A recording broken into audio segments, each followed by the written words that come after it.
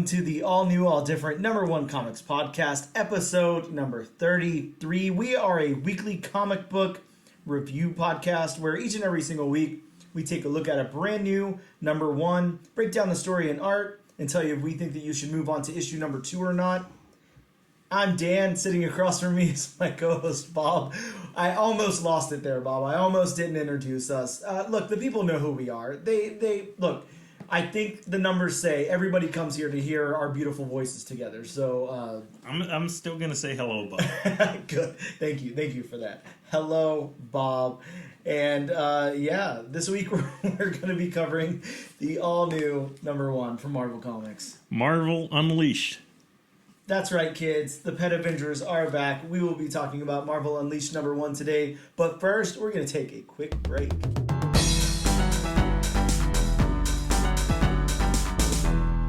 Welcome back to episode number 33 of the all-new, all-different #1 Comics Podcast. Bob, we are going to talk the small amount of news that we have today. I mean, at least there's some news. I mean, I call it kind of news because it's not really news. It's not anything super exciting. Although I will say that I read this earlier. This isn't even in my notes here. But James Gunn did post a threads of the dog who's playing Crypto in the Superman Legacy movie. So there's a picture of a dog with a cape, and somebody petting him. Huh. Yeah, so that's interesting. That's something that happened. Yeah, not a whole lot. You and I just talked about Marv Wolfman off air a second ago, so I have a little bit of Marv Wolfman news, surprisingly. Okay. Marv Wolfman is returning to Marvel with a What If Dark story, and he's doing What If Dark Tomb of Dracula. Oh yeah, I did read about that. Where they have Lilith.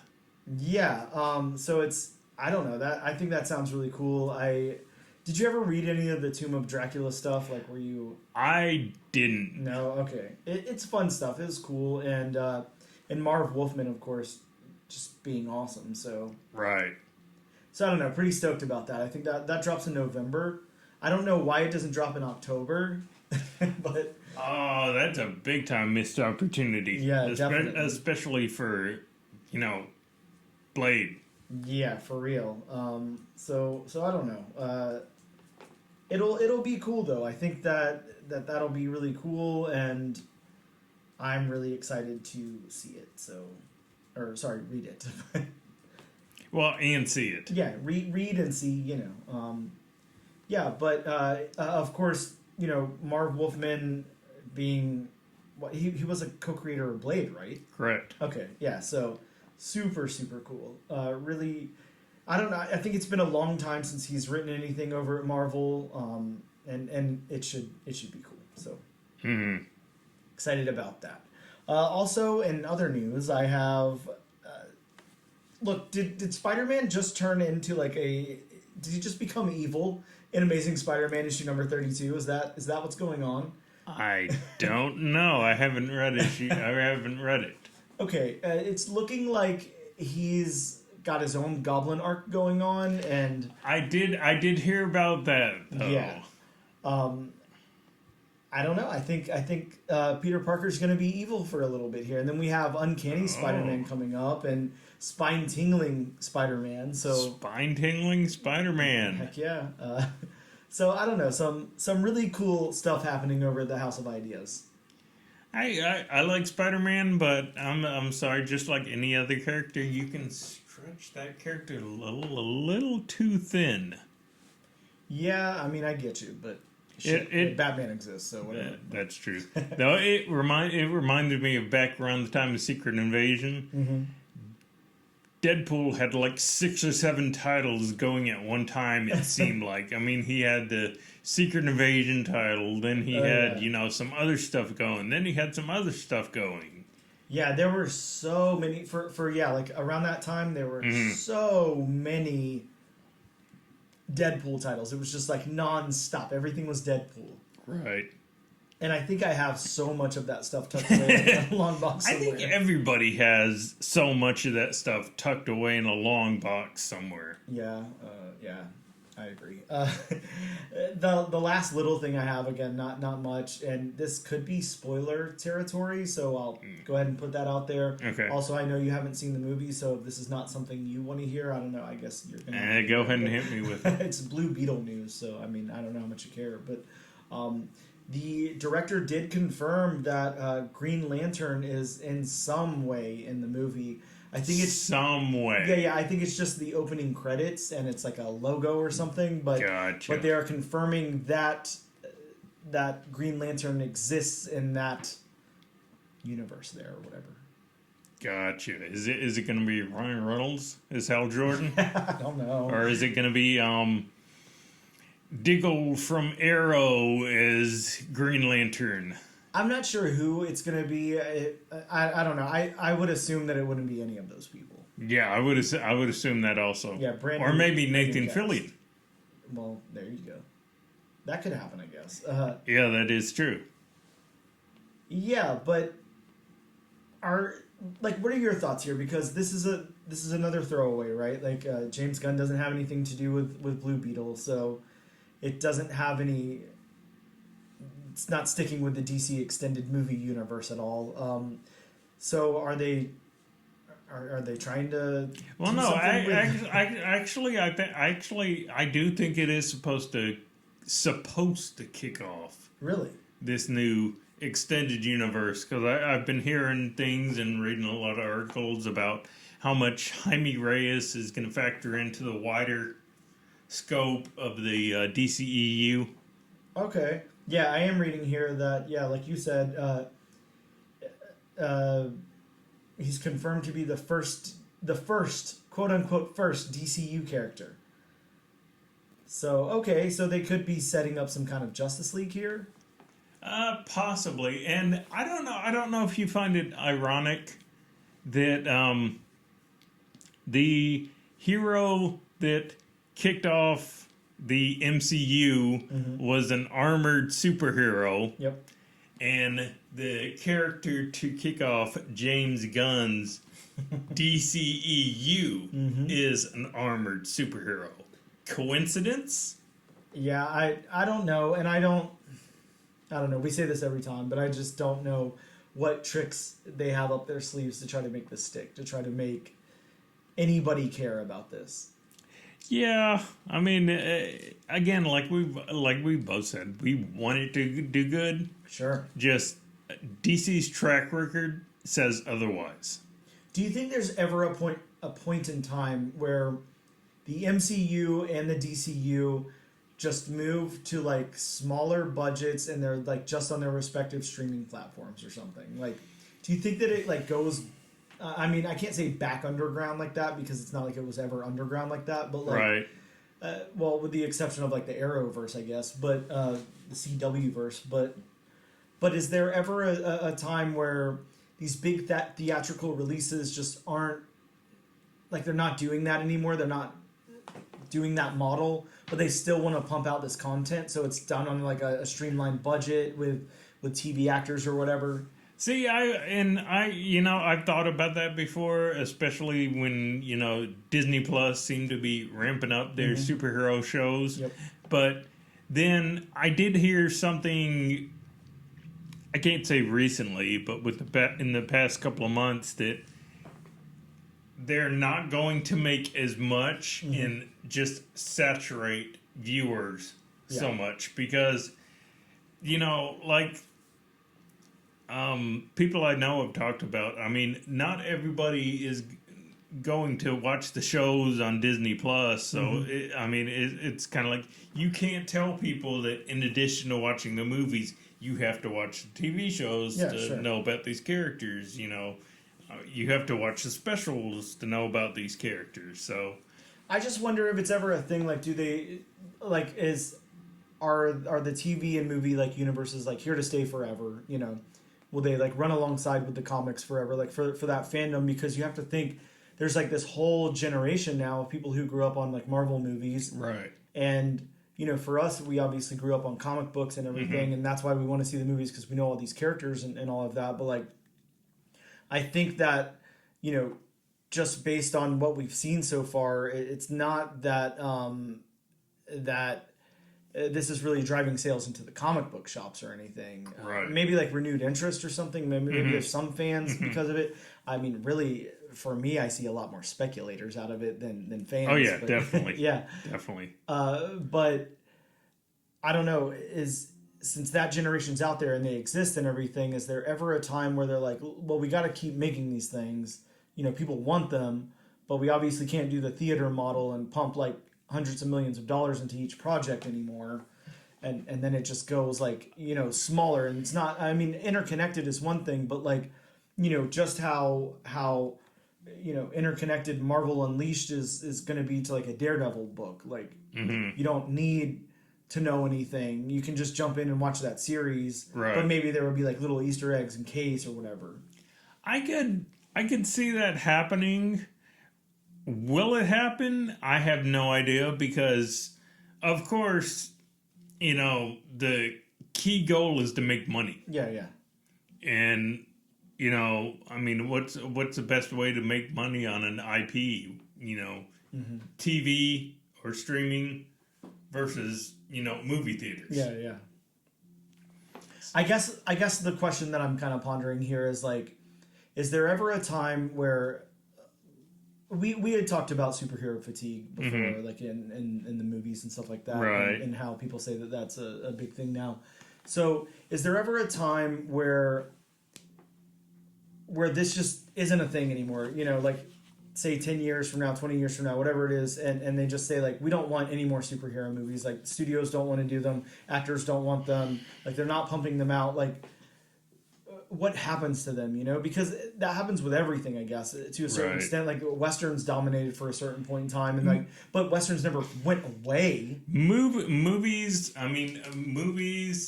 people's taste in movies, all that, it's very cyclical because, like you said, Westerns dominated, Clint Eastwood, spaghetti Westerns, those dominated, went away for a little bit.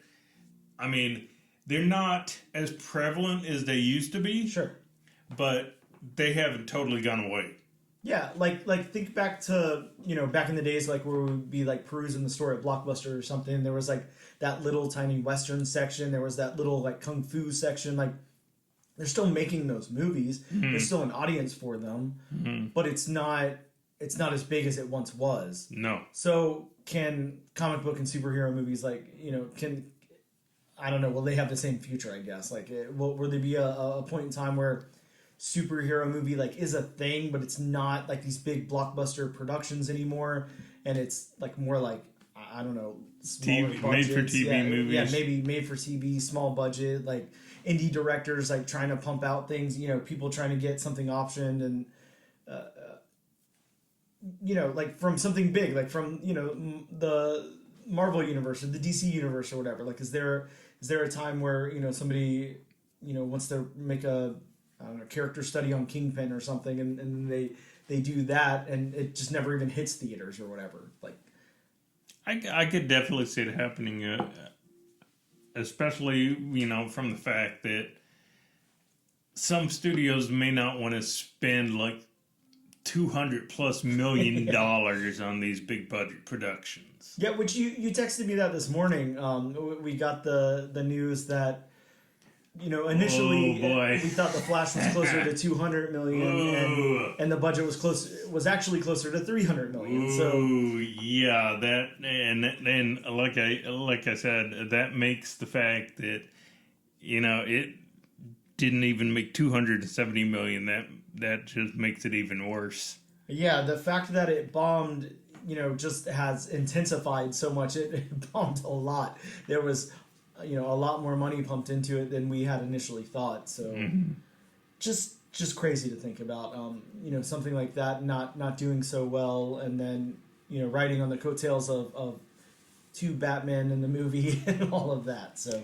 Well, if that's all the news that you found, I just wanted to bring up a couple of things. Yeah, please. One speculation, one that dropped this week. But I don't know if you've read, but there's a possible plot thread for the Doctor Strange 3 movie. Really?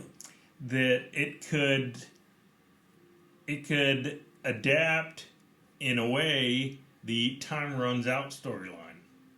Okay. With the incursions. Okay. That could be very, very cool. So basically, because they planted the seeds for it. They didn't go into complete detail, and they didn't do the complete storyline. But how would you feel if they did the Time Runs Out? If they adapted the Time Runs Out storyline? I mean, I think that would be very, very cool. I think that would be a really cool storyline, especially to put on film. And it's a really great, Doctor Strange story. Yeah, I would love that. I think that would be awesome. Well, and I mean, with the whole incursions, I mean, that could be another way to introduce mutants. Yeah. In the X-Men. Yeah, very, very true. Yeah, I always wonder that, the more and more people talk about introducing the X-Men and everything, how they're going to set that up, because they have to make it a big event. Right. There's got to be... They can't just say, oh, here's Cyclops. Yeah, it can't happen. I mean, I guess... I don't know. I mean, there's different ways to attack it. Let me not think of the way I would do it or anything, but yeah, it's got to make sense, and then people, are going to want to poke holes in all of it and all that. So they really got to try very hard to make it make sense. And my last piece of news, before we take another break, is that Ahsoka finally dropped last night for all you Star Wars fans. Oh, like the me included. Series dropped. Yes. Okay. Wow. Yes. Which is weird, because it came out a few days before its today, when it was supposed to get released. Oh. The release date, was the 23rd, which is today. So it was supposed to drop today, but Disney Plus has come out and said that they're going to release it on Tuesday night of that week, as opposed to Wednesday. So as of 9 o'clock last night, viewers were able to stream it, which the first 2 episodes are out, and I watched the first episode before I retired for the night. Yeah. And it was a very solid opening. I mean, it definitely helped that Dave Filoni directed the episode. Sure. Dave Filoni being, the creator of Rebels, the creator of Clone Wars, basically, the George Lucas of Star Wars right now. Yeah, somebody who clearly knows what they're doing with the universe and the characters. Yes, so I mean, it was definitely a very solid start. Huh. So if you have not watched it, and you're a big Star Wars fan, or if you're just a sci-fi fan in general, then start watching it. There you go. You got Bob's recommendation. Check out Ahsoka, streaming now on Disney Plus. On that note, we are going to take a quick break, and we'll be right back.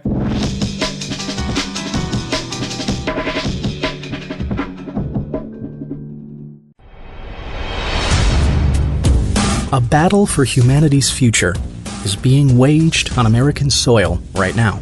The cannabis plant has been used by humans for thousands of years, and yet it is still severely criminalized in much of the world. But the world is changing. Yay! In the U.S., 37 states have legalized cannabis for medical purposes, and 18 have done so for recreational use by adults. In Illinois, legalized cannabis has spurred an explosion of new businesses and products, all bringing in a massive stream of newly created revenue that other states are eager to match. Yet federally, cannabis faces much of the same resistance of the 1900s. How did marijuana get such a bad reputation? Why is it still so federally restricted? How are smoking and vaping different? How many edibles are too many? Which companies are coming out with the best new products? And who benefits from keeping Mary Jane in the dark? These are the types of questions we'll attempt to answer on the Cannabis Man podcast. A thorough look at all things cannabis, from its history to its explosion in states that have legalized it. So look out for the Cannabis Man podcast, coming soon wherever you get your podcasts. And we are back with episode number 33 of the all-new, all-different #1 comics podcast. Bob, let's talk about some of the big books that dropped this week in local comic book shops. Of course, as you guys know, if you hear anything on this list, hit your local shop up. See if you can get a copy. Some of them might still be there. Some of them might not. I don't know. Either way, this is how the whole thing runs. You got to hear about a book and then go out and get a copy of it. That's how you keep the industry alive. So, from American Mythology Press, we have Beast of Bower Boulevard. Ooh, boy. Yeah. Look, it looks like a really cool book. Looks like a fun, like, horror-inspired book. I picked up my copy. I'm really stoked about that one. From Image, we have The Schlub #1, and that is Ryan Stegman's new book about, like, a dentist who switches places with, like, a superhero or something like that. Sounds really, really fun, and I talked to you off air about this. I'm thinking about maybe doing a bonus episode on that this weekend, so we'll see if that comes out. But from DC Comics, we have Batman the Brave and the Bold, issue #4, the first appearance of the Tempest. We had the Penguin #1. That's right, Penguin story. I don't know. I heard that it's really good. I cracked it open. I haven't read it yet, but it's got that whole like 9-panel thing going on each page that I'm just not the hugest fan of. So Right. So I don't know. I'll have to reset my mind before I take a dive into that one. Over to Marvel Comics, we got an Amazing Spider-Man 300 facsimile reprint. And of course, now, as all things, the facsimiles are coming with foil covers too. So, that way they can charge you like $5 for one and then $10 for the other. But... No, I must admit the foil ones are. Foil ones are pretty cool, especially this new one. Yeah, number 300. I picked up the Hulk 181 foil. I didn't pick up the reprint of this, but yeah, a cool book, and I think we talked about it last week too. It's a book it's becoming harder and harder to get a copy of that book, and less affordable. It is. So we got Immortal Thor issue #1 with the first appearance of Bob. I can't ever say this name. Taranos and Loki of the Utgard realm. Yes. Okay, well, good. I got the approval from Bob there, so maybe I said it right. We got Amazing Spider-Man 32, where Peter Parker has his Goblin arc that we just talked about in the news section. Fantastic Four Annual has a contest of Chaos crossover with Ghost Rider versus Human Torch, The Flame versus The Flame. Who will win? Tune in to Fantastic Four Annual to find out. Campers with s'mores. Yeah. How about Invincible Iron Man issue #9 with the debut of that stealth armor that we talked about that everyone is so excited about. We got Jean Grey #1. It's #1 in a 4-part mini Fall of X tie-in. We also got Star Wars Dr. Aphra issue #35, and this has a Dark Droids crossover. Part 4 of the Dark Droids. So pick that up if you're following the Dark Droid stuff. From Antarctic Press, we got Mary Machine Gun #1. Bob, I've got my copy. I hope you have That's yours. the title. Yeah. And then from IDW, we got the Addams Family, The Bodies issue #1. This is a one-shot. I have no idea what it's supposed to be. And I don't know what the bodies have to do with the Addams Family, but we'll find out, I guess. We also got Star Trek Strange New Worlds, the Scorpius Run #1. Wow. Easy for you to say? Yeah. One run. I mean, I'm not smooth enough for all that. And those are some of the new books that dropped in local comic book shops this week. Again, you guys still got time. If you want to get out there, get yourself a copy. Hopefully they still have all these books. Don't be like Bob and not pick up the Cole from last week and then not be able to get a copy because true story, that happened. Yes. We'll be right back. And now it's time for the most important, most fun segment of the show. That's right. We are going to talk about the book that we are going to talk about, which is Marvel Unleashed #1. This is why we exist. This is why we're here, to talk about these books. But first, as usual, I'm going to go into a little bit of story about the book before we talk about the book, because why not? Lead up, with some anticipation. Yeah, you gotta know what the book's about. Absolutely. I'm going to read the synopsis from Marvel really quick, and the synopsis states, Kraven unleashes the beasts. When Kraven abducts Lockjaw at the same time, local scientists mixed up with AIM goes missing. It's up to Throg, the Frog of Thunder, Redwing, the Falcon, Chewie, the Cat Flurkin, Lucky, the Pizza Dog, Bats, the Ghost Dog, and their scrappy new ally D-Dog to save the day. But there's more to this case than meets the eye, and something infernal lurks in the shadows. Can Feathers, Fangs, and Claws stand against one of the deadliest foes in the Marvel Universe? Question mark. Guess we'll find out, Bob. Let's talk about these creators before I go into my synopsis of the book. Of course, we have Kyle Starks writing this. Bob, let's talk about Kyle Starks. I know you love Kyle Starks, and so do I, because Kyle Starks wrote one of our favorite books in recent memory, Where Monsters Lie. So, as we already know, Kyle Starks, cool as hell. Oh, yeah. Really awesome Oh, yeah. writer. And I would like to point out, I reached out to Kyle Starks a little while ago about coming on the podcast. He was very, very interested, but he is booked as hell. He was like, I'm sure. He was like, hey, man, I'm coming on, but hit me up in like 3 months. So I was like, no problem. Will do. I hit him up today after I read this book because I just had to let him know how much I loved the book, which, spoiler alert, I absolutely love this book. But, you know, I just felt like I had to hit him up and just say, Kyle, dude, you freaking nailed this, like, hook, line, and sinker. I love this book. Great job. And Kyle, being the awesome guy that he is, wrote back and was like, thank you so much for the support. Appreciated, you know, and all of that. So, hey, I mean, at least we have a confirmation. yes, but man, such a cool creator. Of course, Kyle Starks wrote on Rick and Morty. He did a lot of issues of Rick and Morty. He also came up with the Skybound book, I Hate This Place. He was the writer on that. As well as, you remember Rock Candy Mountain from a few years back from Image Comics. He was the writer on that. Did some stuff for DC, Peacemaker Tries Hard. Over at Skybound, also the 6 sidekicks of Trigger Keegan. Did a lot of Mars Attack stuff for Dynamite, as well as Assassination Nation. From Ani Press, he did Dead of Winter. And like I mentioned before, Where Monsters Lie, one of me and Bob's favorite books of recent memory. Did Alpha Betas for Whatnot. And just, like I said, all around super, super cool guy. Really good writer. Really realized work and just fleshed out.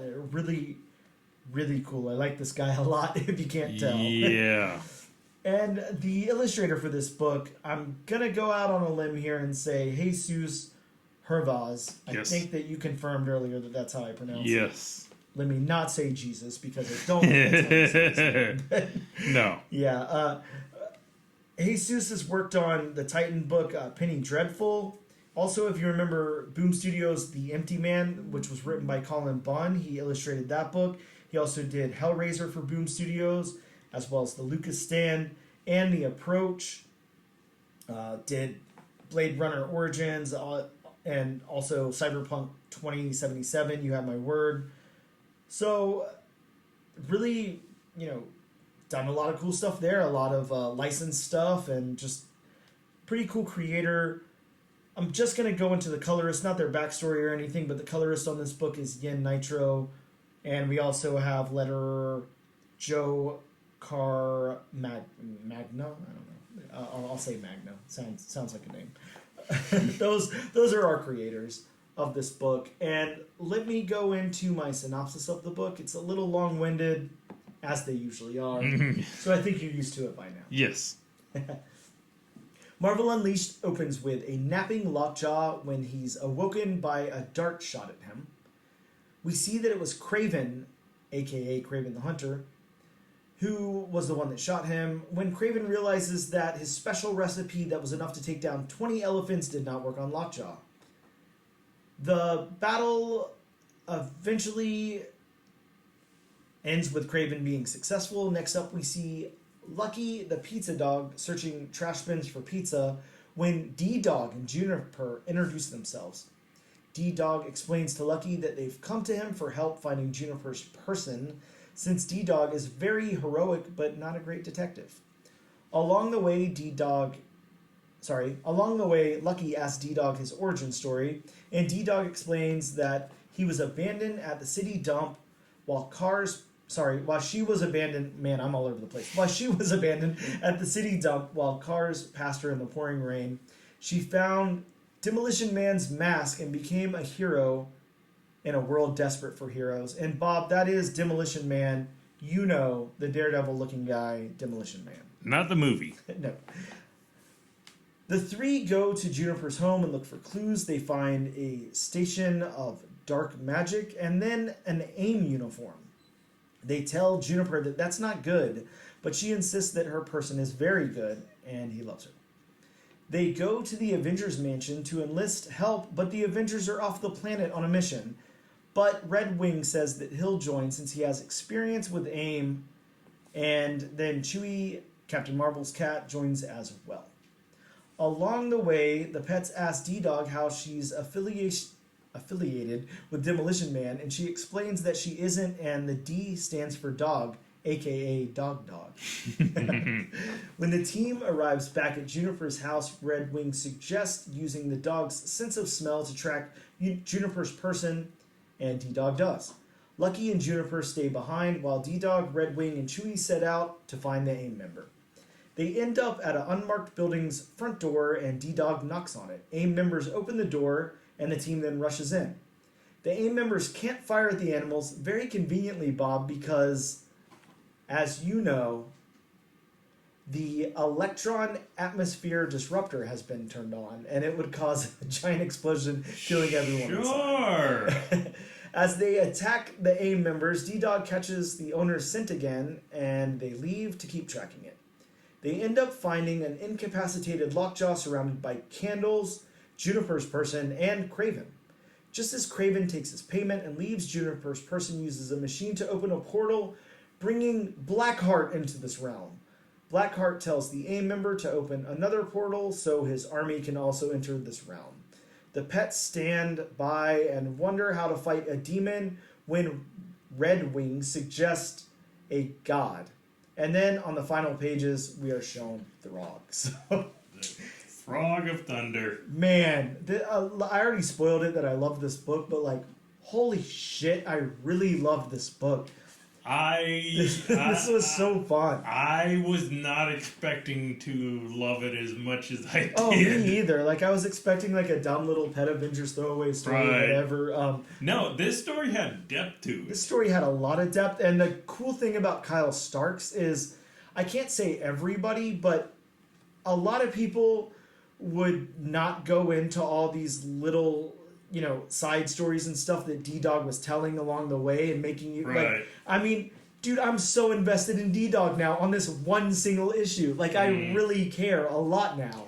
I was invested when I saw a dog with Demolition Man's mask. Well, yeah, very, very cool. And then the story of that, I mean, she just digs it out of the trash and throws it on, and it looks like it was in the trash. Is that a Is that saying how much Demolition Man means to people as a character? I mean, probably. You might not be wrong there, but I really wasn't expecting this. Like, I wasn't expecting to love this story so much. I wasn't expecting it to go the places that it goes. No. And then Kyle, of course, being Kyle, is really good at introducing stakes and everything, but I don't know. I feel like there's a lot of danger happening right here, and like, I don't know how they're going to get out of this.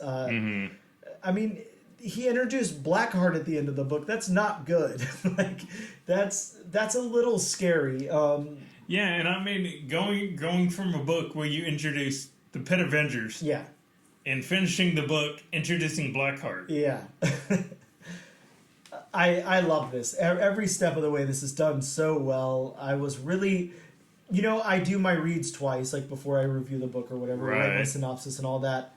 And I was like, dude, the second that I closed it, I just opened it back up. I didn't even wait 5 minutes. I was really excited to read it again and catch any like little things that I may have missed or whatever. It's just so fun. Well, and I gotta say, we will get into our complete breakdown in a minute. Yeah. But you say you read it twice. I'm sorry. This really isn't a book you needed to read twice. No, yeah. There's no need to. I mean, it was a lot of fun to read twice. Yeah. I'm sure it was. I'm sure it was. Yeah, just such a cool book, such a cool concept. And this is what I'm talking about, people. I know what sells books. I get it. You have to put out your Batman, your Spider-Man, all that stuff. I get it. Mm-hmm. No problem with that stuff. But there's such compelling side stories and little corners of the Marvel universe and stuff that you can play with, that you can tell a really, really cool, compelling story and do something awesome with. This is a perfect example of that. Like, this is done so well, and we don't need a whole bunch of continuity references or anything. Right. Like, yeah, if you don't know who Blackheart or Throg are, like, sure, maybe you're going to take a deep dive into like a Marvel wiki or go pull up some back issues. Right. No problem with that. I mean, you should already know who Lockjaw is. Like, if you don't know much about Demolition Man, then, you know, do a little bit of research. But it doesn't matter. You can read this without knowing any of that stuff. Right. It tells you enough. Right. The little tiny, you know, bit about Blackheart that's said through the dialogue in this book is enough to where you know that everybody's in trouble. Yeah, you know that he's a formidable badass. Yeah, you know that this realm is not fit for Blackheart to jump into. So, no. I don't know. The setup here is so cool. It's done so well. Kyle Stark's just phenomenal on this thing. Let's get into the breakdown before I talk about it too much. Let's talk about the story beats. Bob, how did this go from A to B to C to D and all of that and back and forth to you? Very smoothly. Man. Very, very smoothly. Does it, like, remind you at all? Like, I mean, it doesn't remind me at all of the book, but, like, it brings me back to when we were reading Where Monsters Lie. Mm-hmm. And the way that narrative was told and the way the story beats played out and I mean, it's focused here. It's very precise. We have Lockjaw, being taken away by Kraven, being hunted by Kraven, and then taken by Kraven, and then we meet D-Dog and we meet Juniper, and then we get our, time with Lucky, and then later, oh gosh, now I'm blanking. Redwing, sorry, and then they go on this little mission, to find the AIM agent. They break into, AIM member. I don't think you can call her scientist. What do you refer to a person who works for AIM as? Scientist. Okay, yeah. You basically have to be a scientist at some level to work. Yeah, that's a prerequisite. Yeah, yeah, exactly. If you're like, hold on, I want to join AIM, but Do you have your PhD or your master's? Like, oh, well, I work at a gas station. Are you telling me I can't join? Come on. No, you what the can't hell? Join. It's a super secret club. Yeah. Oh, shit. Well, fair enough. But, yeah, I mean, just going from beat to beat like that, and then we have them finally come up on Juniper's person there, and then, he is who he is, and then you see Blackheart. I mean, just the beats just flow, and it's just so... It's so nice to be able to read a story this way. Yeah, and the little bit of exposition and backstory we get, I mean, to me, it adds to the beats. Oh, yeah. It adds a lot to the beats. How about this narrative, then? This narrative structure that, man, I hate to do this, to just sit here and sing so much praise, but, like, dude, this is a master class in storytelling. If you're like a potential writer for Marvel or DC or something, and you want to go into like a little corner of the universe, or you want to tell a story with some compelling characters where you don't have to bring in like a whole lot or whatever, this is how you do it. This is exactly how it should be done. Exactly, especially when doing a book about pets. Yes. I mean, the narrative makes you care about said pets. Yes, exactly. Yeah, it really does. And then I think to, D-Dog there, telling her backstory and telling her superhero origin and all that, and that narrative, and it's so natural in the plot of the book. Like, there's no exposition dump. Like, that's part of their conversation, and it needed to be had, so it works wonderfully. And you basically, through the narrative, you know which character is which. I mean, Redwing, is the smug, I'm just so great, and I'm in charge. You have a D-Dog who's the... just like Demolition Man, the goofy, almost comic relief type character. You got Juniper, who's the, bright-eyed, innocent, this is great kind of character. You have, Lucky, who's the, I'll find the clues type character. So, I mean, through the narrative, each pet has their own voice and own attitude.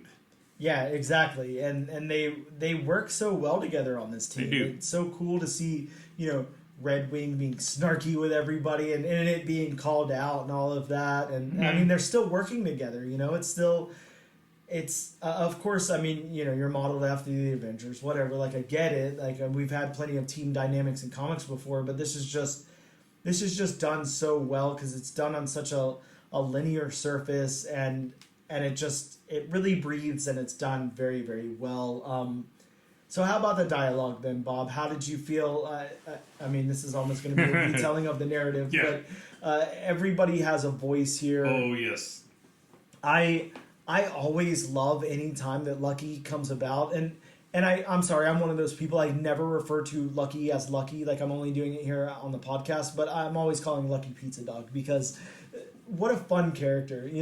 Pizza Dog is such a cool character, such a little star, in the comics and in that Matt Fraction run and everything. And man, I love Lucky the Pizza Dog. Just fun, just so much fun, and to be here with this team, and to riff back and forth with D-Dog and all of that, just so cool. I really loved it. D-Dog's dialogue, for being a new character, I love her voice. She's so, I'm gonna be like the greatest hero. I'm gonna she's so full of doing good and doing the right thing and being a hero. And I'm pretty sure she's going to be triumphant. Now, I mean, it is Kyle Starks. So if he kills D-Dog on the third issue or something, and then where monsters lie, would you be surprised? No, I'm going to cry. But I hope that D-Dog is not a throwaway character because I really love her. I really like her a lot. She's really cool. Yeah. But yeah, her voice works wonderfully, and she's just so optimistic and such a cool new hero. And then to have the scene where Juniper explains, D-Dog saving a cat or whatever it was, like there's this whole little blurb in there. I can't remember exactly what it says. I wish I had that page in front of me so I could tell it, but it's just so cool. It's just so cool. Yeah, I know which one you're talking. I think it's a little closer, towards the back end of the book or something. But either way, just these voices characters, this dialogue really, really works. It works really well. It even works whenever we go out of the pet characters and we go more to the AIM scientist and Blackheart and all of that. Craven, just great at explaining these characters and these characters' voices. So the world building, Bob, we're in the park. We're in the AIM scientist's house. We're at the AIM building, lab, whatever you want to call that. We don't really go a lot of places here. I wouldn't expect us to in a story about pets. I wouldn't either. Yeah, I'm not looking for Homeward Bound in one issue. Now, if that kind of plays out, throughout the book or whatever, then cool. But I think the world building works very well for what it is here. Yeah, I do. And it feels really lived in. And again, I can't get, this doesn't really have to do specifically with D-Dog, but just think of the character D-Dog and how attached you get right off the bat. The world building here, it works really, really well. It's really a standout part of this book, a standout portion of this book. Yeah, and sometimes you want that because as we've seen in issues, sometimes you can build a world too much. Yeah, absolutely. And this goes places. I mean, I'm forgetting about the Avengers Mansion, but you have it open to a panel now. So, yeah, they go to the Avengers Mansion. These alleyways and stuff that they're walking down, or these sidewalk streets, whatever, are really cool. And you just got to think to yourself, you're I don't know, where you're in your apartment or whatever. You see a group of, there's a couple of dogs, a cat, whatever, walking by. It gives me those really cool vibes of something you have to think what are they doing? What are they communicating? What's happening there? Well, and Jarvis has that reaction too. Yeah, exactly. Of course, he can't. Of course, he can't understand it because it's all barking. Yep. And even when they're leaving, he makes the he makes the remark of off to play with your friends, are we? And then he thinks to himself, why am I talking to them like that? They don't know what I'm saying. Yeah. And again, that's kind of, if you remember Where Monsters Lie, that's kind of how Kyle Starks is. Like he talks to the reader, without talking to the reader. I love how he does that. I love how he's able to do that and make it so natural in the book and everything. Just a phenomenal writer. I really, really think that Kyle Starks is such an underrated dude who's out there writing cool shit. So really excited to read the rest of the series. Let's get into the art. We got Jesus. What did you think about the character artwork here? I like the character artwork. I mean, especially with dogs. I mean, it's so easy to make dogs, similar. Yep. And I mean, granted, he wanted to show they're different breeds, but I mean, like it's so easy, especially in the faces, to make every dog alike. Yep. Like make every dog a dog. Yes. But I mean, this one does not, and I mean, again, I'll go back to him. It is so, it is so funny seeing a dog in a Demolition Man mask. Oh yeah, it's super cool. I love it. I love that, and I'm hoping that D-Dog sticks around, and I'm hoping, she never gets a costume upgrade, and it's just always this, because it's so cool. Yeah. It's such a cool, kind of unique thing. I mean, I'm sure there's been some book that I just can't think of off the top of my head where somebody gets like a used costume or something and uses it, but this just has a lot of personality behind it. This is really cool, and I feel like she really kind of cherishes this mask, even though it just is something pulled out of the trash. Because I mean, that's kind of how the character's presented. She's just gonna go out and do good in the world and do I'm the gonna right be a thing. superhero. Yeah, exactly. Like, I'm not gonna let anything stop me. No. I'm not, I don't care if I don't have like some cool superhero costume. All right, here's a mask. This will work.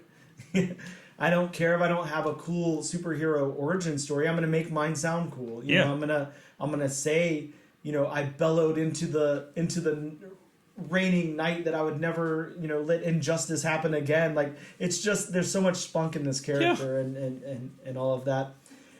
For me, when I break down the art on this book and the characters specifically, I'm going to say this right off the bat too. I think that Kyle Starks is perfectly teamed up with Jesus here, and I think that they are like a really, huge winning combination.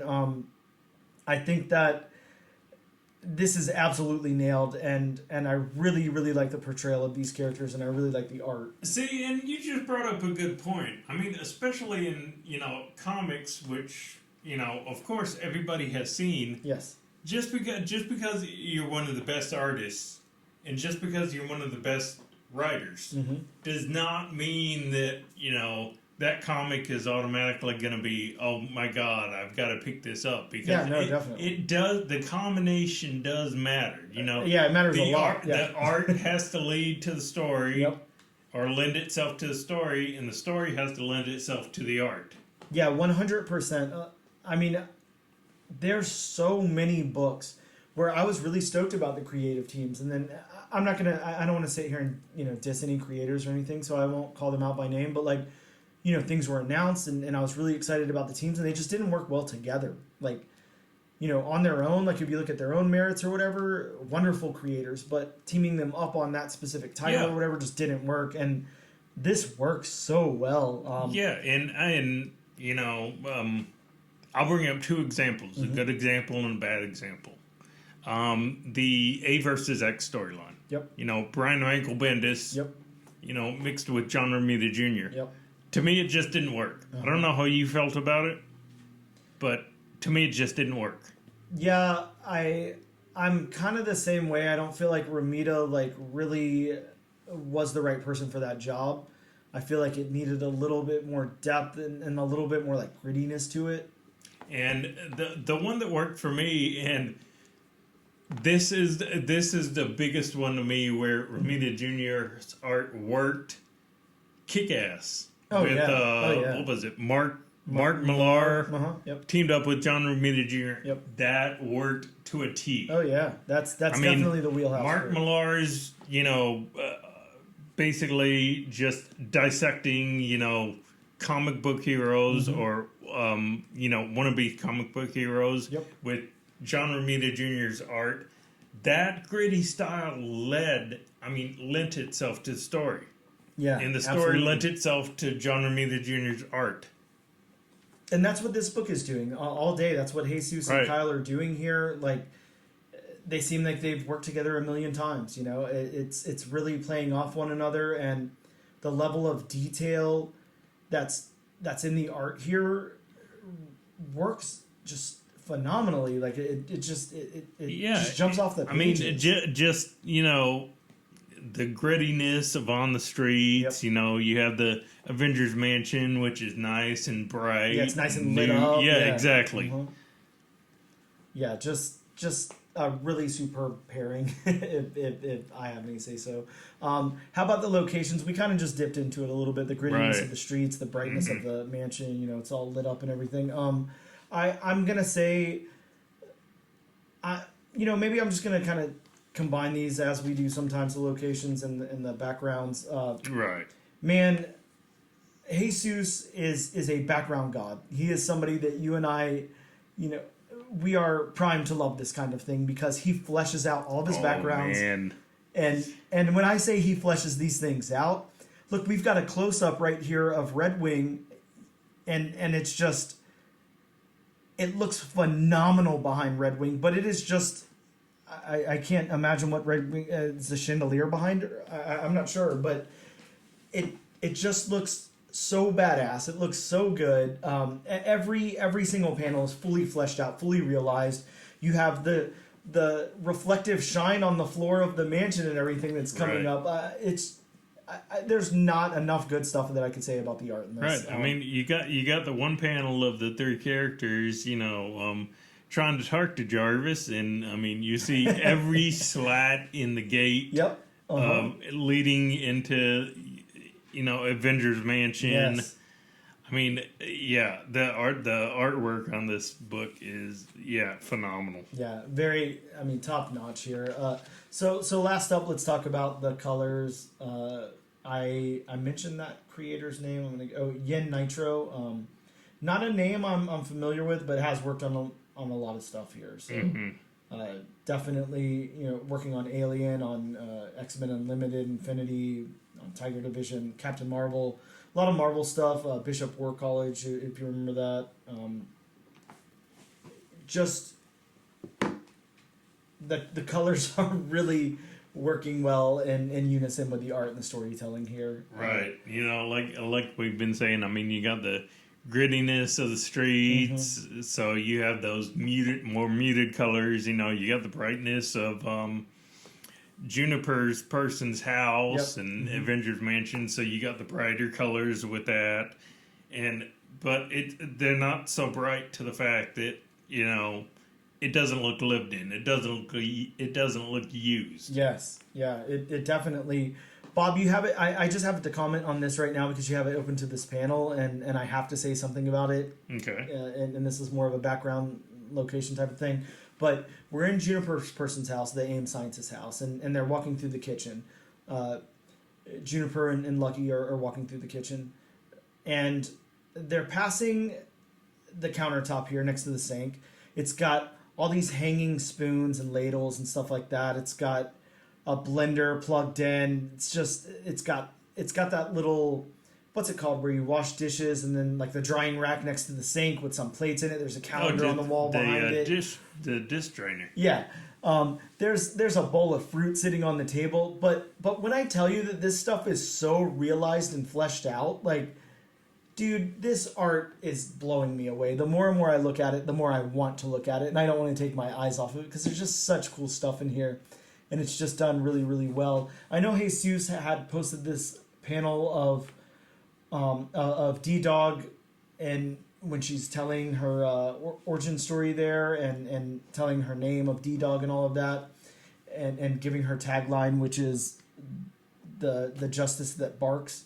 which is such a cool little tagline. For Oh that yeah, character. oh yeah. I mean, it's perfect for the character. Yeah, man, this is just look. I have to shut up for a second and say, if you're listening to this podcast and you don't have this book in front of you, just stop the podcast and go out to the local shop and get a copy of this book, because this is really, really cool. This is I don't know if I've said this before. I know, look, at the end of the year, for like final episode of the year or something, we're going to do like a wrap up of the year. We're going to do like highlights, best of, maybe we'll try to pick like favorite books, whatever, do like an award show type of thing. But like, if this is not one of the top books of the year, if something tops this by the end of the year, my mind is going to be blown.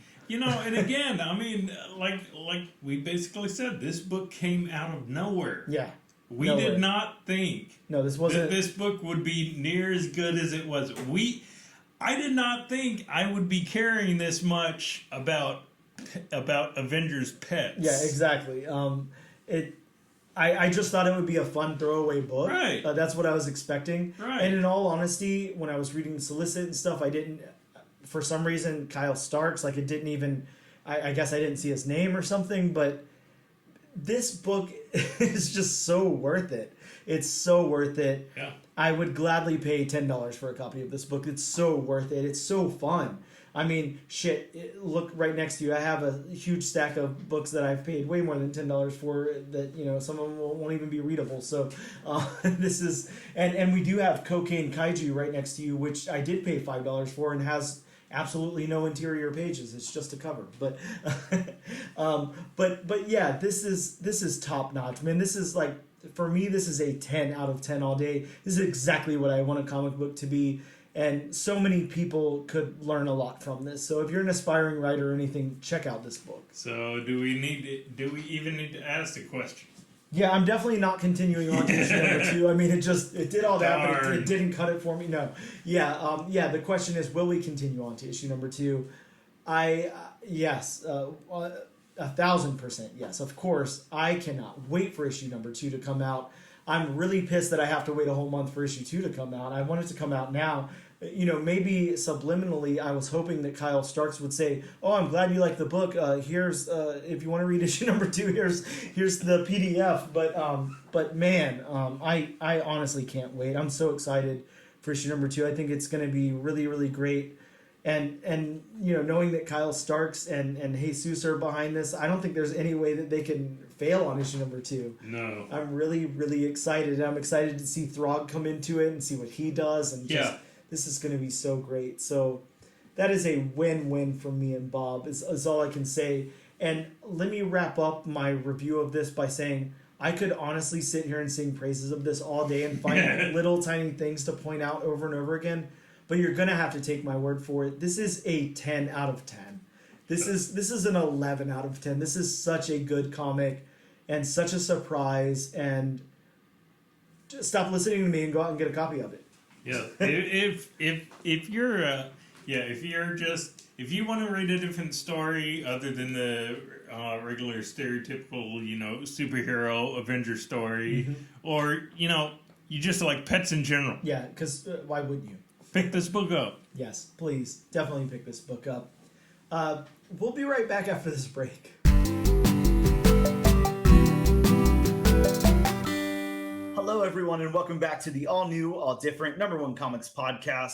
We have a very special guest on board today. We are speaking to Jake Tacito he's got a book coming out from Scout Comics. Jake is just, if you check out his Instagram or any of his stuff online, just a really, really amazing illustrator and looks like he's going to be a really amazing writer as well. So Jake Tacito to the show. You've got a new book coming out, Marehallow The Shoemaker. Welcome, man. Thanks so much for coming on. Thanks, brother. Your words are too kind. I hope I can live up to the hype. Man, all I can say is, if you just take a second to go peek Jake's Instagram and check out some of that art, like it will just blow you away. Some really, really outstanding stuff. There's some really original art in the world of comics, which is, I don't know, that's a little hard to do. There's so many comics out there. There's so many indie comics. There's so many great creators, but to be able to have a style that's all your own, and somebody could, place it directly with you is a really cool accomplishment. So Thank you. I appreciate it. I mean, I think I'm piggybacking off of plenty other artists as well, so I can't take all the credit, but I appreciate that a lot. well, very humble, but yeah, everybody's got to have influences. But yeah, no, really cool, outstanding stuff. So yeah, man, tell us about the book. How did this come about? And let me preface with, I think I already said, but you are illustrating and scripting this book. So this is all you, which that's a pretty damn big accomplishment. You think about the world of creating comics and, how you've got to write something scripted, all that, and then get it to an illustrator, an artist, maybe a colorist, letterer, all of that stuff, and then you're trying to publish it and everything. You are pretty much doing this thing yourself. I don't know. There's not a lot of information that I'm seeing about it just yet, so I don't know if you're lettering and stuff as well, or if you have somebody doing that for you. But yeah, as of right now, I'm lettering.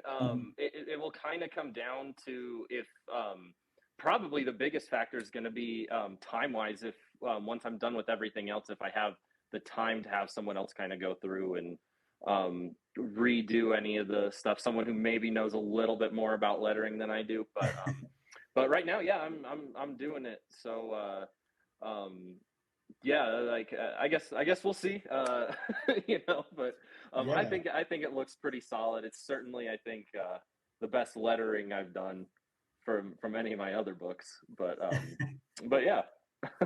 Well, talk to us about your other books really quick. I don't, again, I think I kind of mentioned a newer name to me, but that doesn't mean that you're a newer name in comics at all. But yeah, I'd like to hear like some of your history, how you got into comics, what you've done in between that and this. Yeah. So, I mean, I have been doing comics for a really quite a while, but it's no surprise to me that people don't know who I am. Everything I've done has been self-published, and I've definitely, with all my stuff that I've self-published, for sure lost much more money than I've made on it, as I end up giving most of my books away. And and it's fun to see people at cons, and I got some good reception on a few of my books, but I was never really able, I don't think, to capture much attention from publishers. And so that's why it was always pretty hard for me to market my work. But anyway, no, I mean, I had been reading comics my whole life, been drawing my whole life.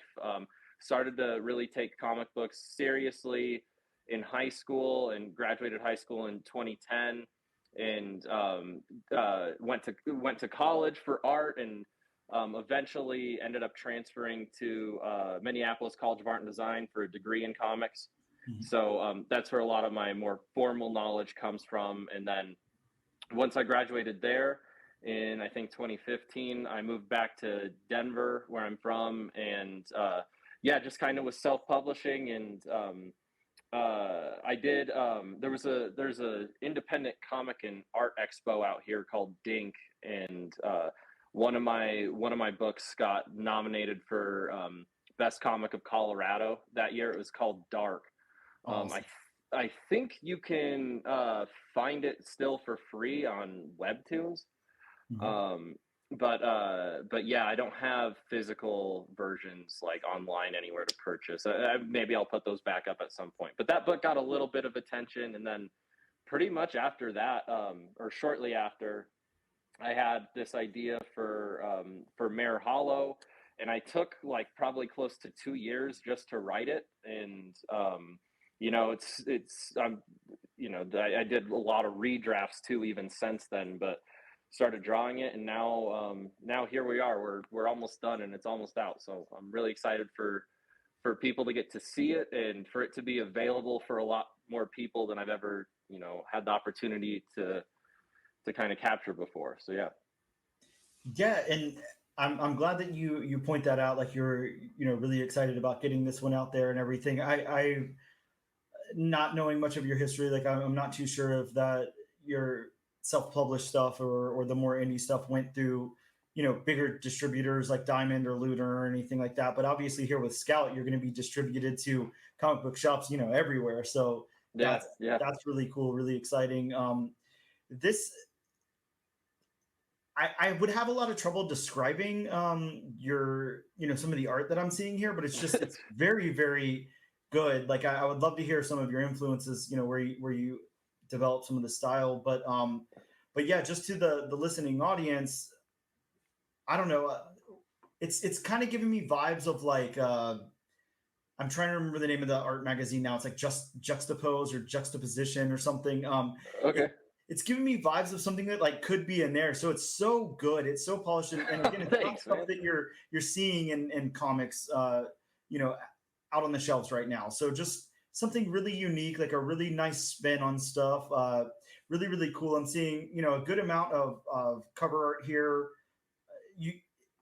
Did you do all of the covers yourself, or are there some variants that other artists stepped in and did? Or Yeah, no, I've done all of them so far. There were a couple artists I wanted to get, and really, man, it came down because I'm doing since the biggest, I think, crippling thing of doing it all yourself is you're kind of more pressured for for time, and so I honestly, a lot of the covers were kind of just like I had this done already, and I didn't have to kind of reach out to these other creators, and I still maybe would like to reach out to one or two other artists to get some variants, but I mean we'll see if I can even get that together because I mean I don't know, it's hard to kind of figure all that stuff out, and I'm like I can draw all day and I can draw like that, but I'm really bad at managing everything else is the hard thing. So yeah, but as of now, the variants I have were me doing it, but we'll see. Hopefully that changes, and if I don't have other proper covers, maybe I can just get a couple illustrations to be included in like the end of the trade or something like that. But yeah. Well, I mean, these are works of art. Like every cover that I'm seeing here, just again, like really phenomenal art, really something kind of unique and different in the world of indie comics right now. So, look, if you're not, commissioning anybody else to do variant covers for you or anything like that, I think that this art definitely stands on its own. I don't think you really need that for any reason. I understand that a lot of times like a big name helps sell covers, so I get that.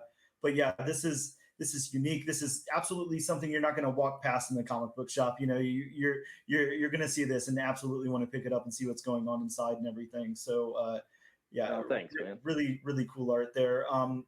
How about some of your influences? I hate to ask such a generic question. Yeah. No.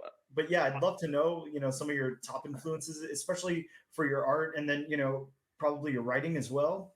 Yeah. So, well, I mean, I think it would probably be apparent to a lot of people, just like even through the title, but I'm a really big fan of Sleepy Hollow. Mm-hmm. And so if you read any of this book, there are just like a million nods to Sleepy Hollow and Washington Irving's work. And so yeah, so that's a big one. But as far as because my initial idea for this book, so well, maybe it's best to kind of describe it. But the way I kind of describe the book is it's like kind of like a gothic horror thing, something like Sleepy Hollow, kind of mixed with and more H.P. Lovecraft style ideas. So it gets a little more cosmic at a point, or a little more existential, but it's all rendered in a style very reminiscent of like 1920s and 1930s animation. Mm-hmm. And so, it really was birthed out of this idea to kind of take this more cutesy, very familiar, fun kind of style, and just fuck it up with all this creepy stuff kind of coming in there. And so yeah, that idea was kind of birthed out of there's a really underground artist named Al Columbia. Mm-hmm. And he did like there's a book called Pim and Francie that he did, and he did what was it called, The Biologic Show. That was I think the first thing. I got like a digital copy of it somehow in college and became obsessed with his work. But he does a lot of like is a very underground style, but he mixes a lot of like, you know, kind of like 1920s, 1930s, really cute styles in with it, and then just all of a sudden the most messed up stuff will happen ever.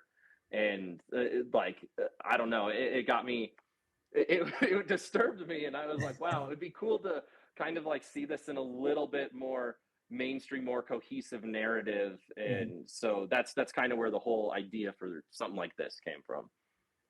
Yeah, that's a really unique perspective to bring in because I kind of write the same way. Now, I'm not like as cool as you or anybody else that I talk to. Like I Well, write not with things that all day, but I've attitude. never once, even attempted to, shop anything to anybody else or anything like that. They just kind of sit here on my own. But that's I like that influence because that's kind of how I write. Like I'm heavily influenced by things that I read or see, and I'm like, hey, I really like this like little side character or whatever. I wonder what the world would be like if you just elaborated like, on somebody like them or somebody from their perspective. So I like that you're saying like you want to see more of something that you kind of inspired you, so that inspired you to create this or inspired you to create it in that way.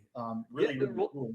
no, you're totally right, man. It was kind of just like me looking for more stuff like that, and like couldn't really find anything, and so I was like, I guess I'll just make my own, Yep. you know. So yeah, no, and I mean, I think that's where I think a lot of artists kind of find something that they're like truly passionate about, is um, wanting to make something that they want like to have themselves. You Mhm. know, like making something where like if I saw that on the shelf, there's no way I would pass it up. Like Yeah. that's exactly what I would be looking for. So that's what I'm trying to do with this, and yeah, I'm pretty happy with how it's progressed so far. Yeah, really cool. I hate to say the same thing over and over again, but I really love this idea. I love the solicit. I love the artwork and everything. I do want to read the solicit really quick, just for the Yeah. audience. Obviously, you've probably you pretty much wrote it, so I'm sure you've heard it a million times. But sorry to make you sit through it again. But No. I just want to read that solicit. The shoemaker leads a simple life, taking care of his cat, making shoes, and enjoying success with his business in his simple little home in the town of Marehallow. The only thing it seems he could possibly want for is love. When a beautiful woman, Ida, visits his shop, he may have just found it. It would seem bright and sorry, it would seem the bright and peaceful town could almost be a little slice of heaven if only there wasn't something about Marehallow that carried a forbidding darkness. After all, the terrors of one's own nightmares could only go ignored for so long. Sorry to stumble a little bit there. No, It's a you're little bit fine. You're far away fine. from me, but yeah. Again, like such a cool concept. Really creepy vibes. I love how you're bringing it's focused around your shoemaker here, and then focused around how he wants someone to love, or a significant other in his life, and or their life. And obviously it has so much to do with the town as well. It's not just this linear story. It's got so much nuance and everything packed into it. It just seems like there's a lot of layers there to peel back. So a really cool sounding vibe for this, a really cool sounding book. I'm really excited to check it out, and I'll obviously be talking about this before the end of the show and everything, but this is scheduled to hit shops October 11th, 2023. So you guys have plenty of time before that FOC cuts off. It is very, very, very important, as everybody who listens to this show knows. If you listen to any of my creator interviews, I'm going to drill it in your head. You have to hit up your local comic book shop and make sure you ask for this, before FOC. You've got to get it on your pull list and make sure it's there. If you think you get to just walk into a shop and grab a copy, it's not Marvel or DC, so they might not order 25 copies and you might not be able to get yours. So it's very important that you order these and order it that way. Don't wait till it heats up and it's on the secondary market and then you go pay $25 on eBay, because Jake's not going to see a penny of that. So let's make sure we order it the right way and get it done correctly and get it in your pull list at your local comic book shop. But And I just want to add, anyone who gives the book a chance, or who does buy a copy, or anyone who even just reads it at all, I sincere thank you. Like, I mean, that means the world to me. I just I'm just happy to have eyes on it, really. So thank you guys. Yeah, no, this will definitely. I say this every time that I have a creator on, and we've had creators all over the gambit. Like, we've had people publishing their first book, people doing Kickstarters. We've had Steve Fox, Tyler Crook. It goes all over the place. We have writers who've been around forever, people who are just starting out, new artists, whatever. But I say this every time. It's very important, in the comic book community. Sadly, for some odd reason, it's almost like playing music or anything else. You really have to get out there and promote yourself, and that's kind of how you sell books. Now, it's obviously not going to hurt this whenever everybody's cracking open those previews magazines and sees this amazing artwork in there. That's probably going to help sell quite a few copies, but it always helps a lot whenever you guys take the time out of your day to come onto a podcast or a YouTube channel or something and help promote your work. Helps us as the audience connect with that and learn a little bit more about it versus just a plot synopsis in a magazine or whatever. So I really appreciate you coming on. No, man. Well, likewise though. I mean, I kind of already alluded to. I think the thing I'm worst at is really getting out there and promoting. So no, thanks for having me on, man. It's an amazing opportunity. So yeah, I'm really happy to do it.